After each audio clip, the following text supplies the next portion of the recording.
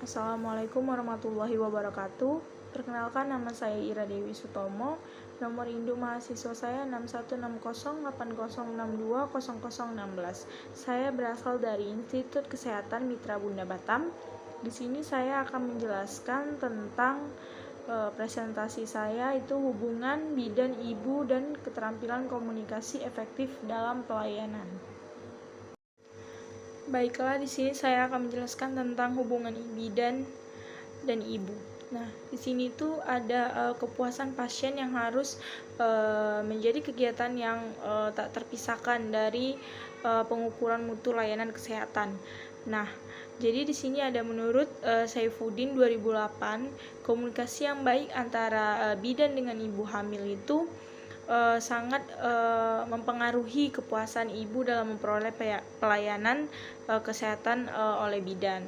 Nah, sehingga terbinanya rasa saling percayanya antara bidan dengan ibu hamil tersebut. Jadi rasa saling percaya ini akan memberi dampak perubahan sikap baik bagi pemberi pelayanan maupun penerima layanan. Kemudian di sini juga ada keterampilan membina hubungan baik. Nah, di sini ada 3 poin. Yang pertama yaitu mengakhiri pembicaraan secara halus. Nah, di sini itu konselor itu perlu mengetahui proses untuk mengakhiri pembicaraan. Nah, yang pertama itu memberi tanda bahwa pembicara akan berakhir, kemudian membuat rangkuman, selanjutnya ada mengatakan bahwa hasil pembicaraan tidak harus dipraktikkan. Kemudian ada memberi penegasan. Selanjutnya ada mengajak untuk melanjutkan pembicara di waktu lain. Kemudian ada memberi pernyataan tertutup. Selanjutnya ada mengubah topik pembicaraan.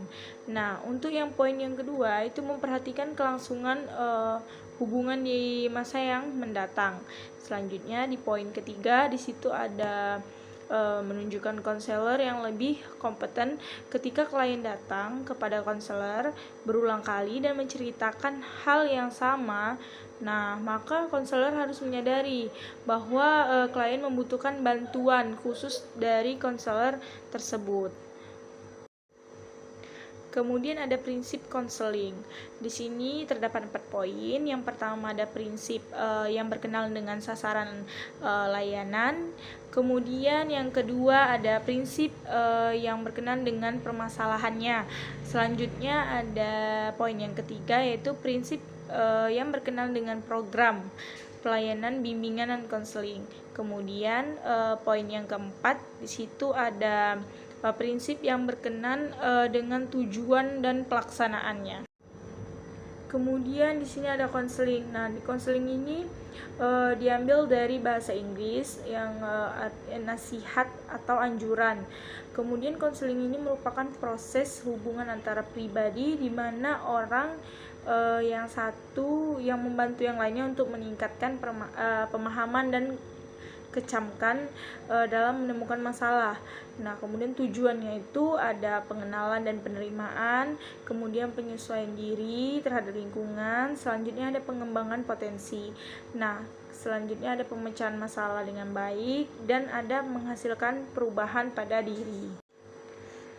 Kemudian untuk penjelasan yang kedua di presentasi ini ada keterampilan komunikasi efektif dalam pelayanan. Jadi faktor-faktor yang mempengaruhi komunikasi efektif ini ada beberapa.